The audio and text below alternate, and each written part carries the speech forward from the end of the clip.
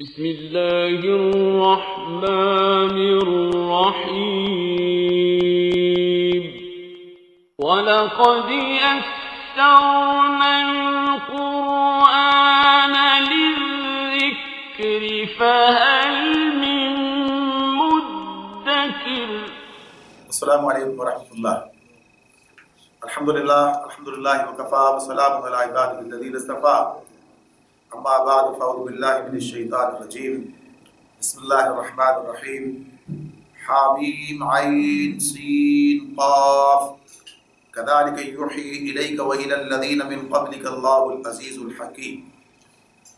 سورہ شورى کا آغاز ہو رہا ہے. سورہ شورى بھی مکی صورت ہے اور اس کے بارے میں کہا جاتا ہے کہ یہ سورہ حامیم السجدہ سے متصلاً ہی نازل ہوئی ہے، اس کے بعد نازل ہوئی ہے.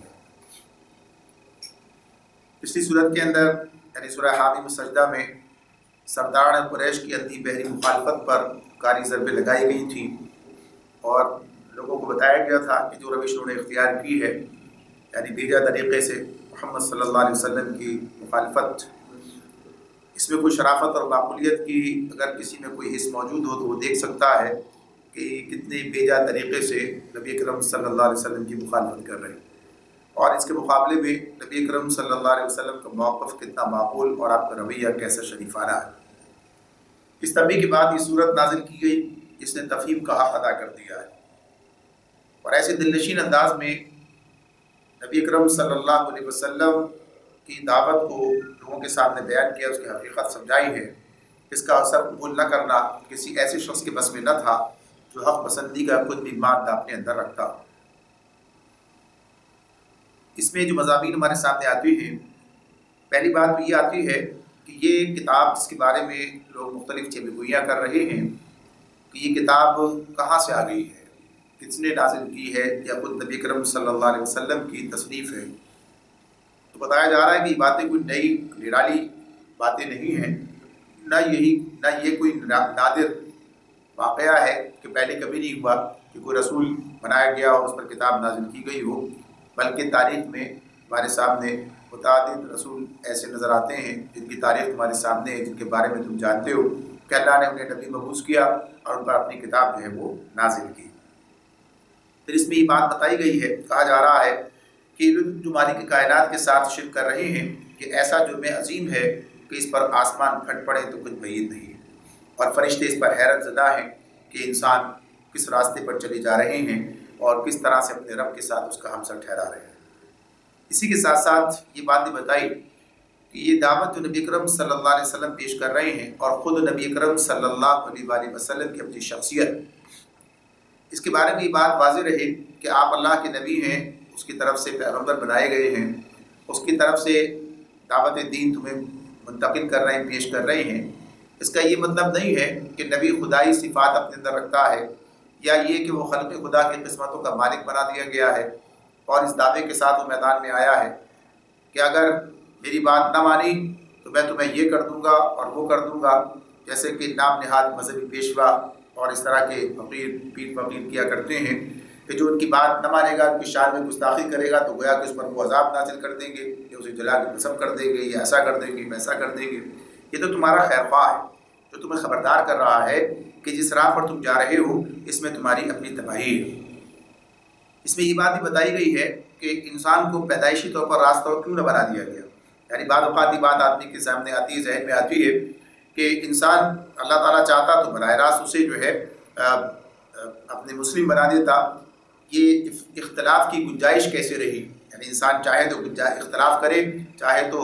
بات مان لے رسول کی. تو اللہ تعالیٰ یہ بات سے بتا رہے ہیں کہ اللہ تعالیٰ نے یہ آزادی انسان کو دی ہے. دنیا میں انسان کی آزمائش اسی بنیاد پر ہو رہی ہے کہ لوگ فکر و عمل کے جس راستے کو چاہیں وہ اختیار کر لیں اور اسی یعنی جو اللہ تعالیٰ نے تجویز کیا، اللہ کے رسول نے بتایا، اسے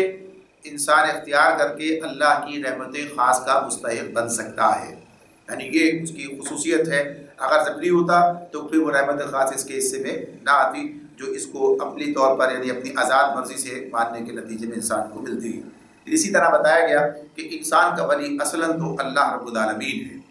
اگر وہ شعوری طور پر اللہ کو اپنا ولی تسلیم کر لے اور اس کی ولایت جو ہے وہ قبول کر لے، یہ روش انسان کو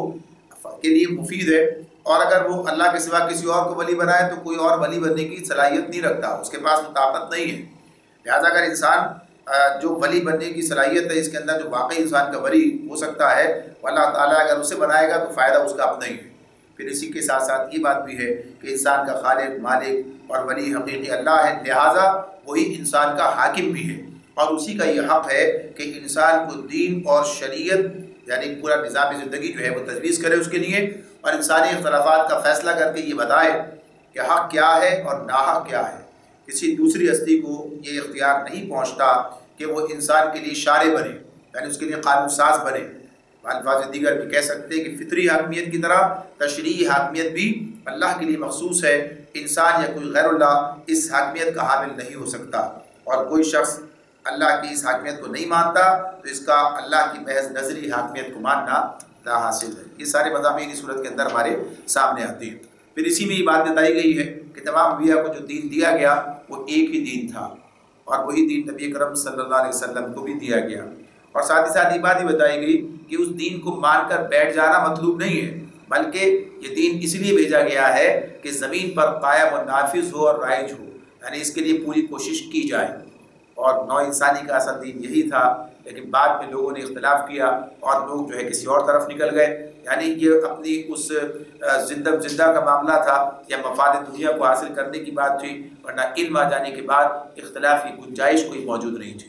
یہاں پر یہ بات بتائی جا رہی ہے کہ تمہیں ان سب چیزوں کے بارے میں غور و خوض کرنا چاہیے۔ نبی اکرم صلی اللہ علیہ وسلم کے نبی ہونے کا ایک ثبوت یہ بھی اس کا بھی ذکر کیا گیا کہ ان کی پچھلی زندگی تمہارے سامنے ہے جو اسی طرح کی باتوں سے خالی ہے۔ اچانک ایک شخص کا اٹھ جانا، اٹھ کر کھڑے ہونا اور کتاب کا پیش کرنا، نبوت کا دعویٰ کرنا، اور ایسے مباحث جو ہے وہ لوگوں کے سامنے لے کر آنا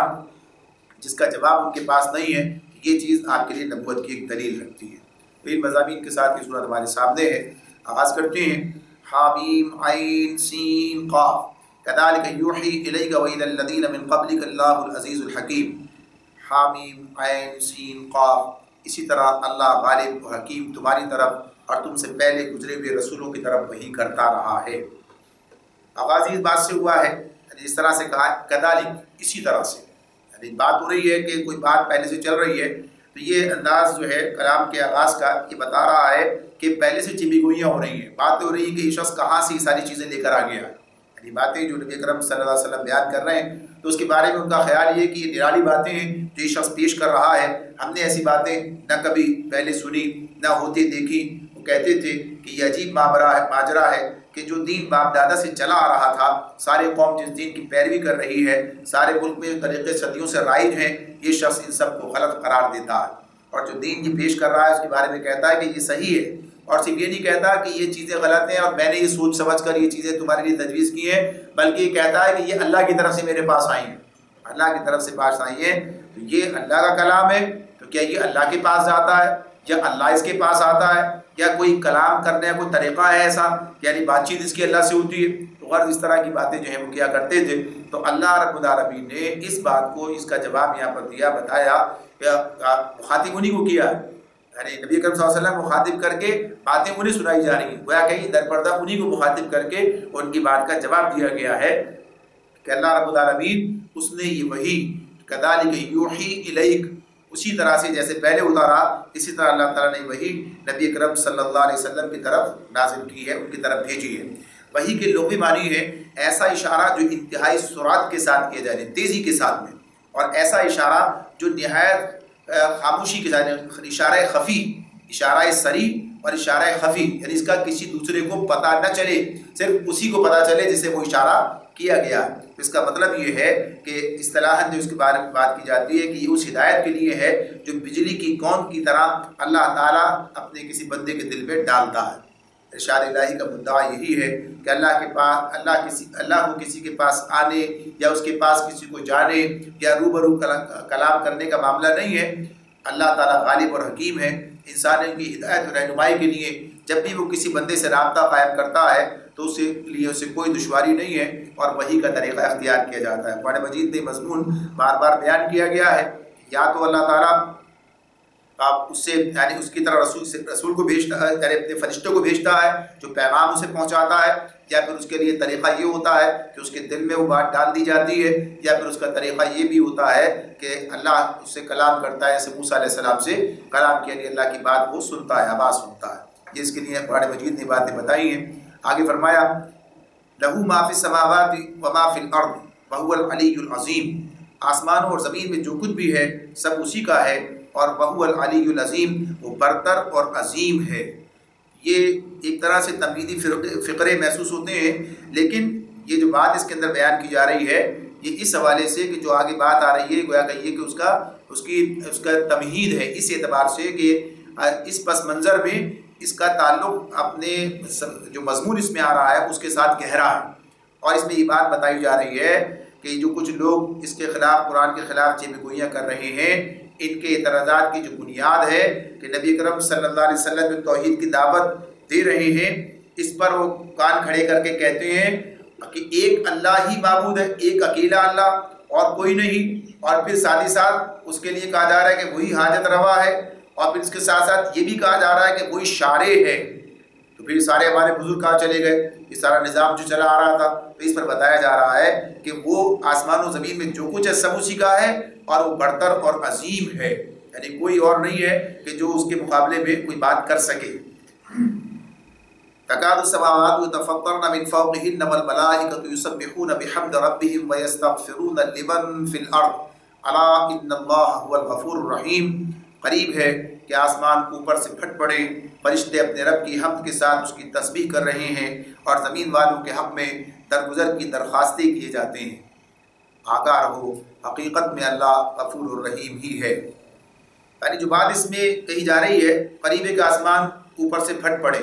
یعنی کوئی ایسی بات، ایسا کام کیا جا رہا ہے جس کے نتیجے میں یعنی کوئی بڑی تباہی آ سکتی ہے، یعنی ایسا کام کیا جا رہا ہے، ایسی جرت، انسان کی ایسی جرت جو ہے کہ اس نے اپنے رب کے ساتھ جو ہے مخلوق کا نسب ملا دیا، یعنی اس کے لیے بیٹے اور بیٹیاں تجویز کر دیے۔ تو یہ ایک ایسا کام ہے، یہ کام کیا جا رہا ہے کہ جس کے نتیجے میں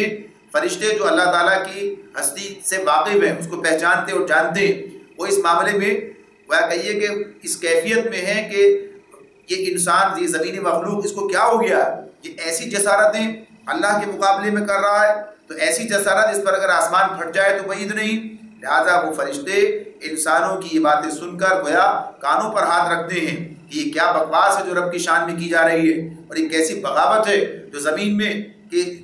اس زمین کی مخلوق نے جو ہے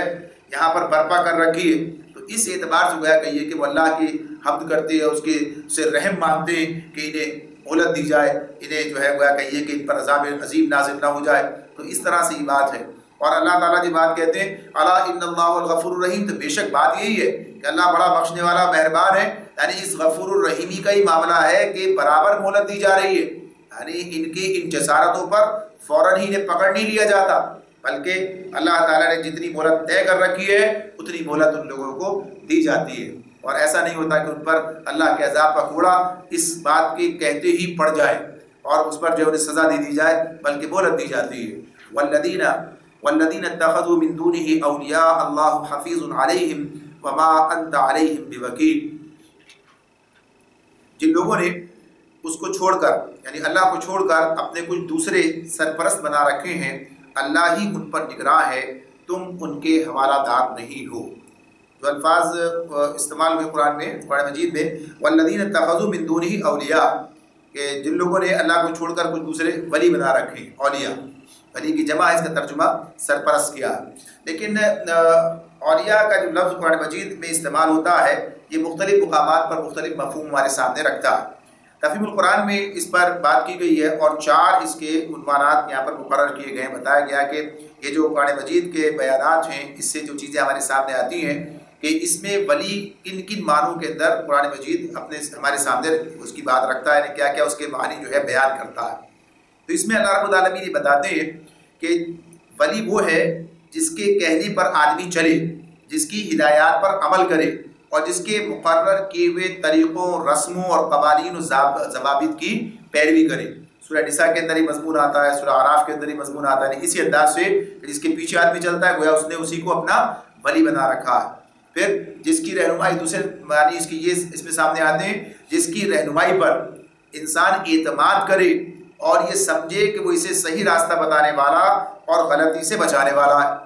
یہ تعلق جو بنتا ہے کسی کے ساتھ میں، اس پر اعتماد کا نتیجہ ہوتا ہے، یعنی اس پر جس پر آدمی اعتماد کرتا ہے، جس کے بارے میں توقع رکھتا ہے، اس کا علم اتنا ہے، اس کی خبر اتنی ہے، اس کی حکمت اتنی ہے، لہٰذا جو بات یہ کہہ رہا ہے وہی ہمارے لیے ٹھیک ہے، تو اس سے وہ جو تعلق ہے یعنی اس کی عظمت کا، اس کی بنیاد پر تو آدمی اسے اپنے لیے رہنما تسلیم کر لیتا ہے۔ تو یہ بھی اس کے ولایت کے حوالے سے سامنے آتی ہے بات۔ تو سورۃ البقرہ میں بھی، سورہ بنی اسرائیل میں، سورہ کہف میں اللہ تعالیٰ نے اس مضمون کو اس انداز سے بیان کیا۔ تیسری بات یہ ہے کہ جس کے متعلق آدمی یہ کہے کہ دنیا میں خواہ کچھ کرتا رہوں وہ مجھے اس کے برے نتائج سے، اور اگر اللہ تعالیٰ کے پاس کوئی پکڑ ہو تو یا آخرت ہو تو اس میں عذاب سے بچانے والا ہے، اور اس کے بارے میں اس کا یہ خیال ہے کہ یہ میرے کام آئے گا اور یہ میری شفاعت کرے گا، یا گویا کہ یہ کہ مجھے مشکل سے نکال لے گا، میں دنیا میں کچھ بھی کرتا رہوں بہرحال اس کے مواخذے سے مجھے بچا لے گا۔ تو یہ بھی ولایت کا معاملہ ہے کہ جس کے آدمی ولی سمجھتا ہے اس کے بارے میں کہتا ہے۔ پھر اس کے بعد چوتھی اور آخری بات یہ ہے کہ اس کے متعلق آدمی یہ سمجھے کہ وہ دنیا میں فوق الفطری طریقوں سے اس کی مدد کرتا ہے، آفات و مصائب میں اس کی حفاظت کرتا ہے، اور اسے روزگار دلواتا ہے، اولادیں دیتا ہے، مرادیں برلاتا ہے، اور دوسری ہر طرح کی حاجتیں پوری کرتا ہے۔ اور یہی بات آج ہمارے سامنے کہ لوگ جنہیں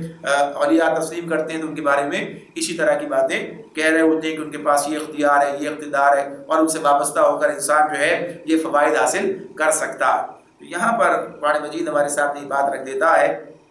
کہ جنہوں نے اللہ کو چھوڑ کر کچھ دوسرے ولی بنا رکھے ہیں تو یہ بات ان کے سامنے واضح ہو جانی چاہیے کہ اللہ ہی ان پر نگراں ہے، اور نبی اکرم صلی اللہ علیہ وسلم سے یہ بات کہی جا رہی ہے کہ آپ ان پر حوالے دار نہیں ہیں، آپ ان کی نگرانی کرنے والے نہیں ہیں، آپ ان پر وکیل نہیں ہیں، آپ کا کام بات کو بتا دینا ہے، پہنچا دینا ہے۔ تو یہ جو بیان کیا گیا کہ ولی سے کا مطلب یہ ہے اس بارے میں،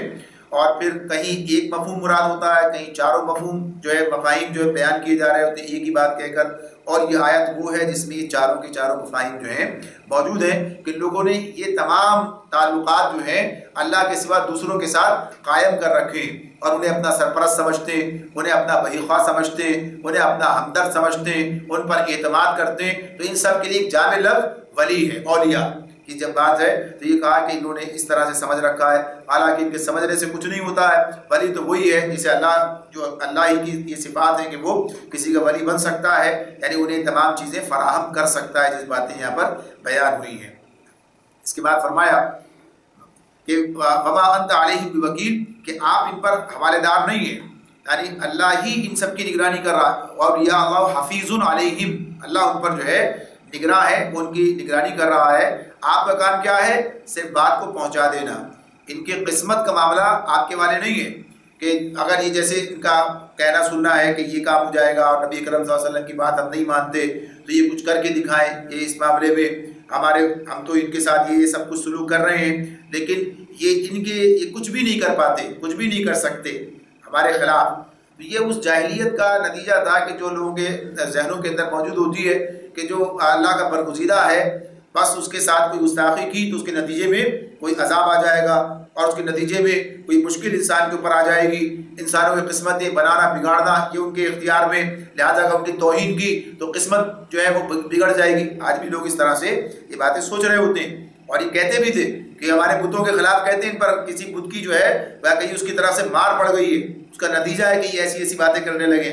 اور آج بھی یہ چیزیں ہم اپنے سامنے دیکھتے ہیں کہ انسان جو ہے ان کی جناب میں کوئی ایسی بات کرنا، یعنی یہ سوچنا کہ گویا کہیے کہ جو ان کے اختیار نہیں ہے اور ان چیزوں کی رد کیا جائے تو سمجھتے ہیں گستاخی ہے، اور گستاخی کی گئی تو اس کا نتیجہ یہ نکل آئے گا۔ تو یہ سب جو بے بنیاد باتیں ہیں یہ انسان سوچتا ہے کہ کسی برگزیدہ شخص کے اندر موجود ہوتی ہیں، حالانکہ اللہ تعالیٰ یہ بتا رہے ہیں کہ اللہ کے رسول صلی اللہ علیہ وسلم کے معاملے میں بھی کہ اللہ تعالیٰ نے یہ بات انہیں بتا دی کہ رسول پر ایمان نہ لانے کے جو نتائج ہیں وہ تمہارے سامنے آئیں گے، ایمان لانے کے نتائج الگ، نہ لانے کے نتائج الگ، لیکن یہ بات کہ رسول کے پاس کوئی ایسا اختیار اور اقتدار ہو اس کے نتیجے میں وہ اس شخص کو جو اس کی دعوت قبول نہ کرے یا اس کے راستے میں روڑے اٹکائے اسے فوری طور پر کوئی سزا دے، ایسی بات نہیں ہے۔ تو آگے فرمایا وَكَذَلِكَ أَوْحَيْنَا إِلَيْكَ قُرْآنًا عَرَبِيًّا وَكَذَلِكَ أَوْحَيْنَا إِلَيْكَ قُرْآنًا عَرَبِيًّا لِتُنذِرَ أُمَّ الْقُرَىٰ وَمَنْ حَوْلَهَا فَمَنْ حَوْلَهَا وَتُنذِرَ يَوْمَ الْجَمْعِ لَا رَيْبَ فِيهِ لا ریب فیہ فریق فی الجنۃ و فریق فی السعیر۔ ہاں اسی طرح اے نبی یہ قرآن عربی ہم نے تمہاری طرف وحی کیا ہے تاکہ تم بستیوں کے مرکز یعنی اس شہر مکہ، ام القریٰ کا لفظ جو ہے مکے کے لیے آیا کہ اس شہر مکہ اور اس کے گرد و پیش ومن حولہا، ایسے گرد و پیش رہنے والوں کو خبردار کر دو اور جمع ہونے کے دن سے ڈرا دو جس کے آنے میں کوئی شک نہیں، ایک گروہ کو جنت میں جانا ہے اور دوسرے گروہ کو دوزخ میں۔ یہاں جو بات بیان کی گئی ہے یعنی اس ایک آیت کے اندر دو تین باتیں جمع کر دی گئیں۔ پہلی بات تو یہ کہ اس کو ہم نے قرآن عربی بنایا ہے، وَكَذَلِكَ أَوْحَيْنَا إِلَيْكَ قُرْآنًا عَرَبِيًّا، یعنی قرآن مجید جو ہے قرآن عربی ہے، یعنی عربی مبین کے اندر جو ہے نازل کیا گیا ہے، کسی غیر زبان میں نہیں ہے کہ تمہاری سمجھ میں نہ آئے، تم اسے خوب اچھی طرح سے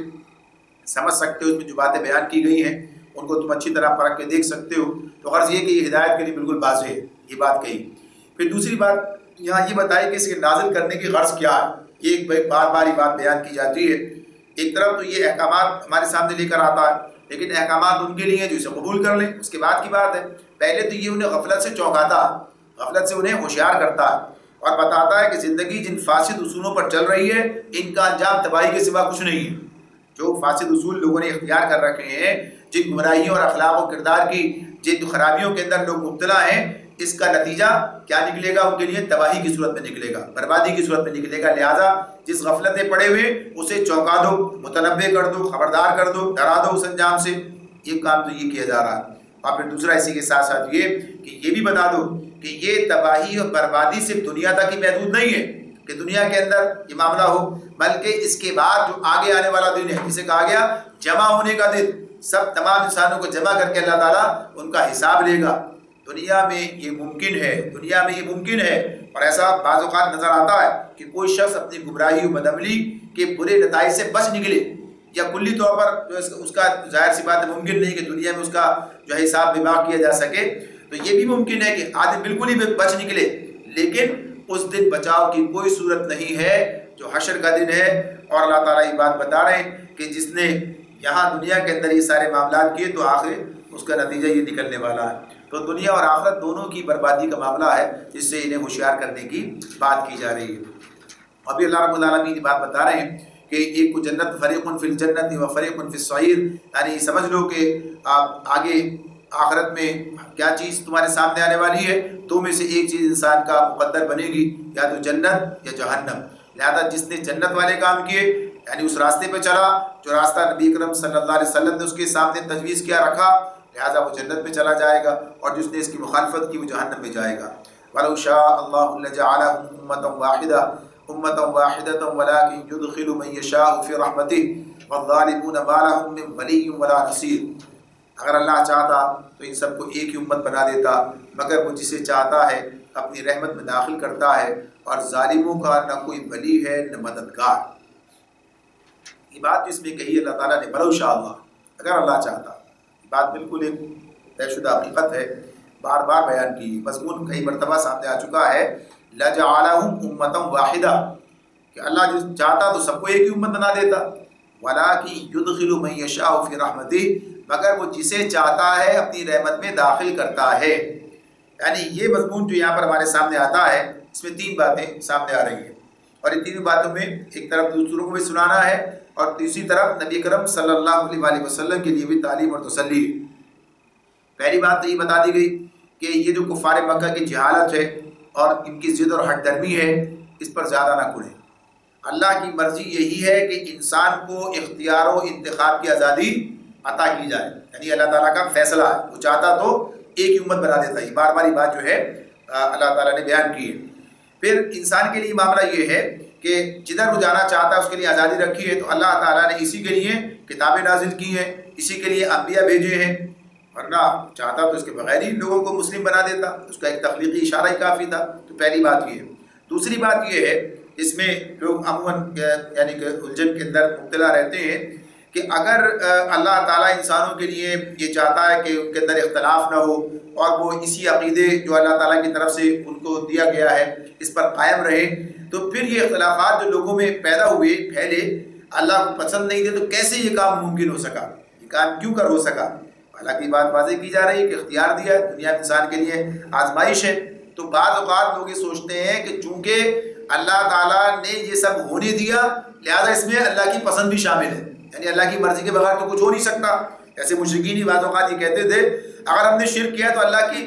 مرضی کے بغیر تھوڑی کر سکتے ہیں، ہمارا اپنے اختیار سے کچھ کر ہی نہیں سکتے، یہ تو سب ظاہر ہے کہ اللہ کی مرضی کے بغیر کیا ہوتا ہے، اللہ نے کرنے دیا تو گویا کہیے کہ ہم بھی اس راستے پہ چلے گئے، تو اگر ہم گئے ہیں اللہ کے کہنے سے گئے غلط ہے تو بھی اللہ ذمہ دار، اور صحیح ہے تو ہے ہی بات یہ۔ تو یہ جہالت جو تھی لوگوں کے اندر موجود تھی، تو یہ بات بتائی جا رہی ہے کہ بنیادی طور پر اللہ تعالیٰ نے اپنی رحمت میں داخل کرنے کا فیصلہ ان لوگوں کے لیے کر رکھا ہے کہ جو عقل سلیم رکھتے ہیں اس سے کام لیں، یعنی جو اللہ نے سب کو دی ہے، عقل سب کو دی ہے، اس کو سلامتی کے ساتھ استعمال کریں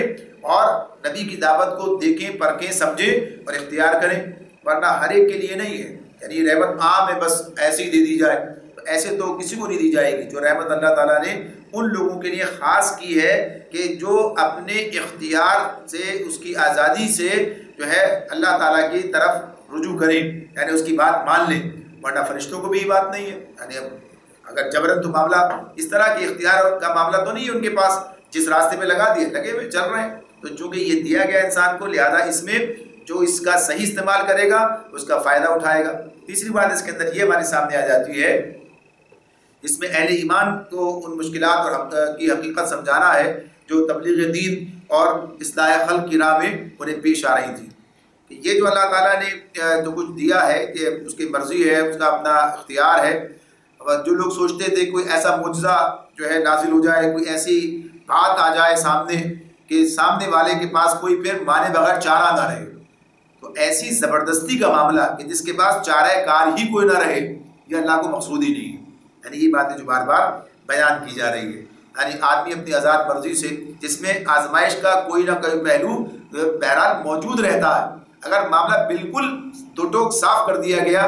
حالانکہ وہ ہوتا ایسا ہی ہے، مگر اس کے لیے عقل کو استعمال کرنا اور تعصب سے باہر نکلنا ضروری ہوتا ہے اور غور و خوض کرنا ضروری ہوتا ہے۔ وہ صلاحیت اللہ تعالیٰ نے انسان کے اندر رکھ دی ہے کہ جس سے کام لے کر وہ حقیقت کو پہچان سکتا ہے۔ اگر یہ صلاحیت اس کے اندر نہ ہوتی تو ظاہر اس کا امتحان بھی نہ ہوتا، آدمی کہا میں تو اتنا عقل مند نہیں ہوں، میں تو اتنا غبی ہوں کہ میں یہ باتیں سمجھ ہی نہیں سکتا، تو ایسا نہیں ہے کہ انسان ہی سوچے، یعنی ایسی بنیادی حقیقتیں ہیں کہ ضد تعصب کو چھوڑ کر کھلے ذہن کے ساتھ میں رسول کی بات پر غور کرے، کائنات پر غور کرے، اپنی ذات پر غور کرے، یہ ساری کتاب اس کے سامنے اس پر غور کرے تو حقیقت تک پہنچ جائے گا۔ تو اللہ تعالیٰ یہ بات فرماتے ہیں ظالموں کا نہ کوئی ولی ہے اور نہ ان کا کوئی مددگار ہے، یعنی جن لوگوں نے یہ شرک کیا انہیں ظالم قرار دیا گیا۔ اب اتخذوا من دونه اولیاء فاللہ هو الولی وهو یحیی الموتى وهو علی کل شیء قدیر۔ یہ ایسے نادان ہیں کہ انہوں نے اللہ کو چھوڑ کر دوسرے ولی بنا رکھے ہیں۔ اب اتخذوا، بلکہ سوالیہ انداز سے بات کی ہے، کیا یہ انہوں نے اللہ کو چھوڑ کر دوسرے ولی بنا رکھے ہیں؟ فاللہ هو الولی وهو یحیی الموتى، ولی تو اللہ ہی ہے، وہی مردوں کو زندہ کرتا ہے، وَهُوَ عَلَىٰ كُلِّ شَيْءٍ قَدِيرٌ، اور وہ ہر چیز پر قادر ہے۔ پھر سنیے، اب اتخذوا من دونه اولیاء، کہ انہوں نے اللہ کو چھوڑ کر دوسرے ولی بنا رکھے ہیں۔ پھر اللہ تعالیٰ اب یہاں پر ولی کی گویا کہ یہ معنی اور تشریح خود اللہ کی طرف سے بیان ہو رہی، کون ہو سکتا ہے ولی؟ فَاللَّهُ هُوَ الْوَلِيُّ وَهُوَ يُحْيِي الْمَوْتَىٰ وَهُوَ عَلَىٰ كُلِّ شَيْءٍ قَدِيرٌ، ولی تو اللہ ہی ہے، وہی مردوں کو زندہ کرتا ہے۔ فَاللَّهُ هُوَ الْوَلِيُّ، یعنی بے شک اللہ ہی ہے، وہ ولی ہے، وَهُوَ يُحْيِي الْمَوْتَىٰ، اور وہ موت مردوں کو زندہ کرتا ہے، وَهُوَ عَلَىٰ كُلِّ شَيْءٍ قَدِيرٌ، اور وہ ہر چیز پر قدرت رکھتا ہے، وہ ہر چیز پر قدرت رکھتا ہے۔ تو اس اعتبار سے جو بات یہاں پر بیان کی جا رہی ہے کہ اس میں جو ولایت کی بات ہو رہی ہے کہ جو اللہ تعالیٰ کی یعنی کہ ولی تو اللہ ہی ہے، تو اس میں یہ امر واقعی ہمارے سامنے ہے کہ انسان کے کسی کو ولی کہنے سے ولی نہیں بن سکتا، یعنی لوگوں نے اپنے طور پر کچھ چیزیں تجویز کر رکھی ہیں، یہ ہے ولی کی پہچان کیا ہے؟ نہیں، اصل میں بات یہ ہے اللہ کا ولی کہنا تو ہے وہ تو اللہ ولی الذین آمنوا جیسے بات ہے، یا الا ان اولیاء اللہ کی بات آتی ہے ہمارے سامنے، اولیاء اللہ کی بات، تو بنیادی طور پر اللہ اور بندے کا تعلق ہے، اللہ اور بندے کا تعلق ہے۔ جب جو اللہ کا ولی انسان بنتا ہے یعنی اولیاء اللہ، تو اس وقت جو اس کی کیفیت ہے وہ اس اعتبار سے آتی ہے سامنے کہ وہ یہ تمام تعلقات اللہ کے ساتھ وابستہ کر لیتا ہے، یہ تمام تعلقات، جیسے توبہ کی بات ہے، تواب جو ہے اللہ کی ذات بھی ہے اور توبہ انسان بھی کر رہا ہوتا ہے، تو انسان کا معاملہ کیا ہے؟ پلٹنا. اللہ کا کام بھی ہے پلٹنا توبہ، دونوں کے لیے یہ مفہوم آئے گا. تو بندے کا پلٹنا کیا ہے؟ یعنی معصیت سے اطاعت کی طرف پلٹنا، اور اللہ تعالیٰ کا رحمت کی نظر جو پھر گئی تھی بندے کی طرف پلٹ آئے، واپس اللہ کا اس طرف واپس مائل ہو جانا اس کی طرف. یعنی یہ گویا کہ ان کی روح دونوں کی ایک ہے، لیکن فرق یہ ہے کہ بندہ اس حیثیت سے پلٹتا ہے اور اللہ اس حیثیت سے پلٹتا ہے. یعنی معاملہ اسی اعتبار سے. پھر اسی طرح سے شکر کا لفظ جو آتا ہے اللہ کے لیے بھی شاکرن علیما، اللہ بھی شاکر ہے اور علیم ہے. یعنی اللہ تعالیٰ تو اس کا ترجمہ کیا کرتے ہیں؟ قدردان. قدردانی کا مفہوم تو اس میں بھی ہے،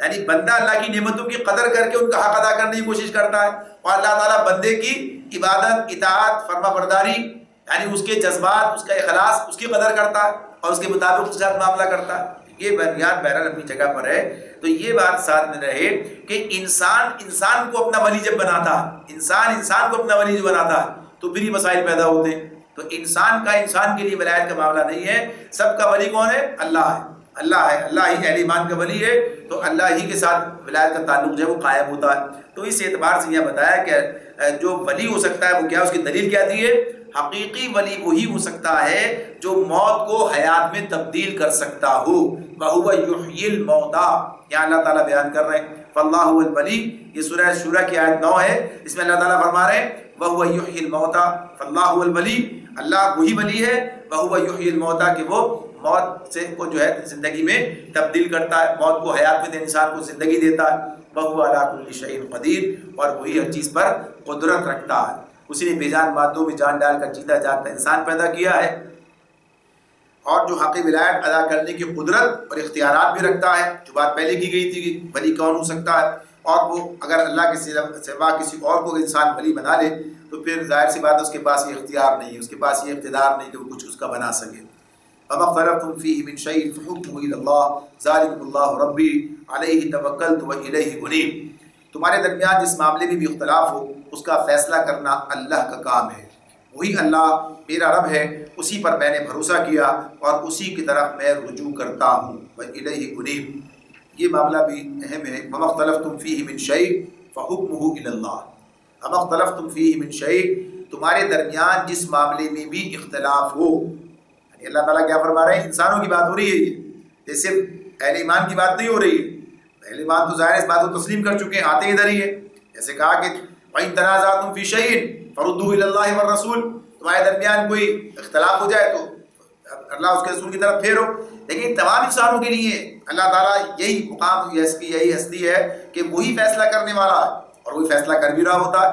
یعنی باطل پرستوں کو گراتا کون ہے؟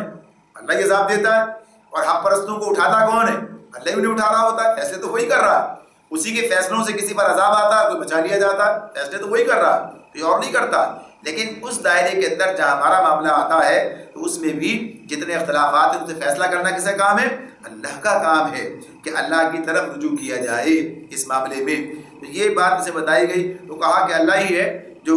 فیصلہ کرتا ہے، اس کا کام ہے فیصلہ کرنا، اللہ کا کام ہے. ذالکم اللہ ربی، ذالکم اللہ ربی، یہ اللہ یعنی وہی اللہ جو فیصلے کرتا ہے وہی میرا رب ہے، وہی میرا رب ہے. علیہ توکلت، اسی پر میں نے بھروسہ کیا. وإلیہ انیب، اور اسی کی طرف میں رجوع کرتا ہوں، اسی کی طرف میں رجوع کرتا ہوں. یعنی جو بات کہی ہے اس میں دو چیزیں الگ الگ بیان کی گئی ہیں. یعنی ایک بات تو یہ کہی گئی علیہ توکلت،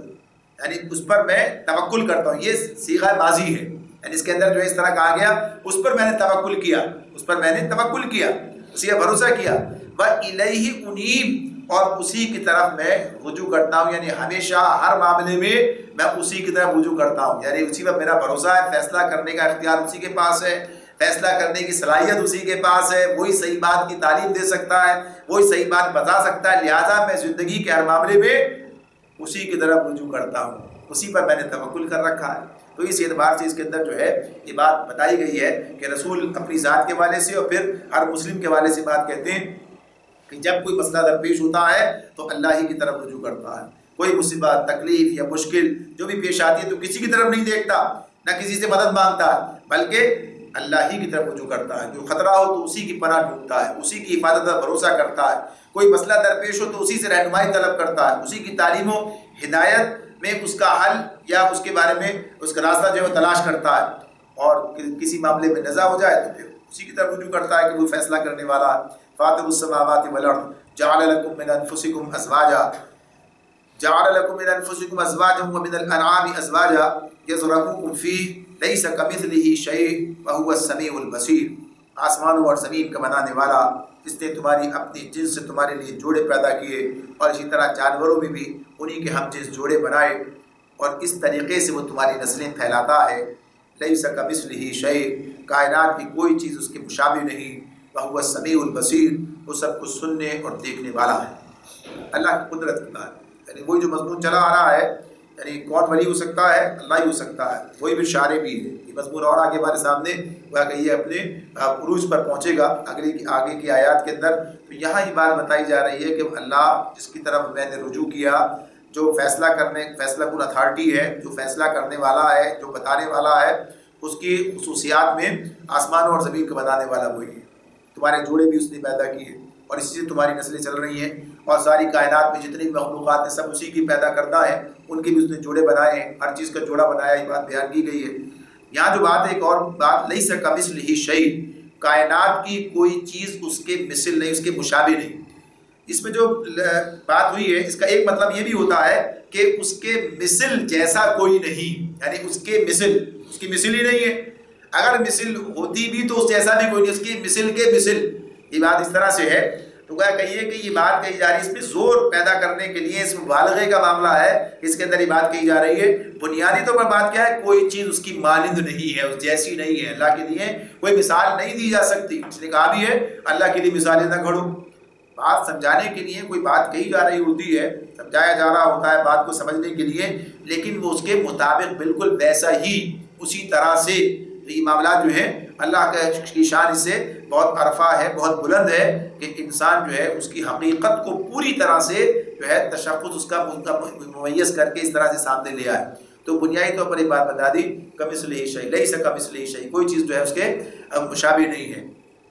لہ مقالید السماوات والارض یبسط الرزق لمن یشاء ویقدر انہ بکل شیء علیم۔ آسمانوں اور زمین کے خزانوں کی کنجیاں اسی کے پاس ہیں،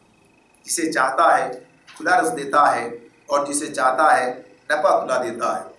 انہ بکل شیء علیم، اسے ہر چیز کا علم ہے۔